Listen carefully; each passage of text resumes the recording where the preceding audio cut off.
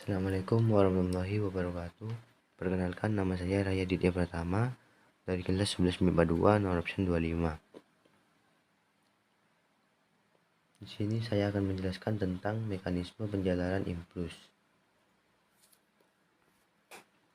Mekanisme penjalaran impuls melalui dua cara, yaitu melalui membran sel saraf potensial aksi dan melalui sinapsis.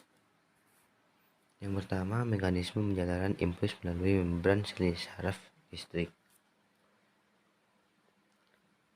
Sistem saraf adalah salah satu bagian dari sistem koordinasi yang mengatur aktivitas tubuh melalui rangsangan listrik secara tepat. Komponen sistem saraf terdiri dari sel saraf (neuron), sistem saraf pusat, dan sistem saraf tepi. Penghantaran impuls baik yang berupa rangsangan ataupun tanggapan melalui serabutan saraf akson terjadi karena adanya perbedaan potensial listrik antara bagian luar dan bagian dalam sel. Pada waktu sel saraf beristirahat, kutub positif terdapat di bagian luar dan kutub negatif terdapat di bagian dalam sel saraf. Dan yang kedua, mekanisme penjalaran impuls melalui sinapsis.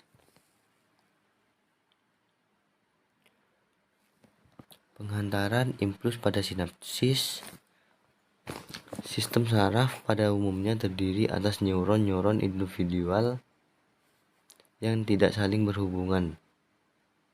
Hal ini memerlukan suatu mekanisme untuk menyalurkan pesan neural dari akson satu neuron ke dendrit atau badan sel neuron berikutnya atau pada sambungan neuromuskular ke otot.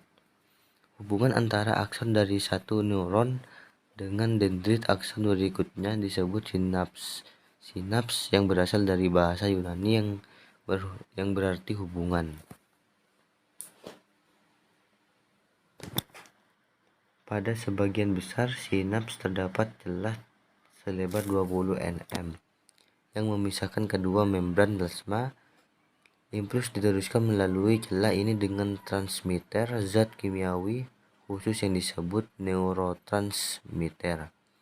Ada berbagai macam neurotransmitter, antara lain asetilkolin yang terdapat di sinapsis seluruh tubuh, noradrenalin terdapat di sistem saraf simpatik, dopamin dan serotonin terdapat di otak.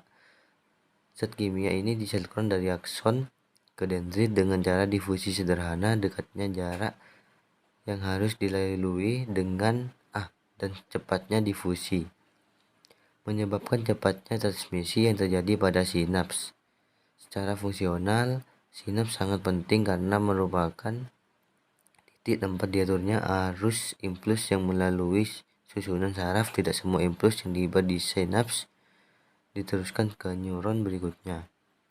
Dengan mengatur jalannya impuls melalui sistem saraf, sinaps menentukan respon manusia terhadap suatu rangsangan khusus, sehingga sinaps merupakan saklar dari sistem saraf.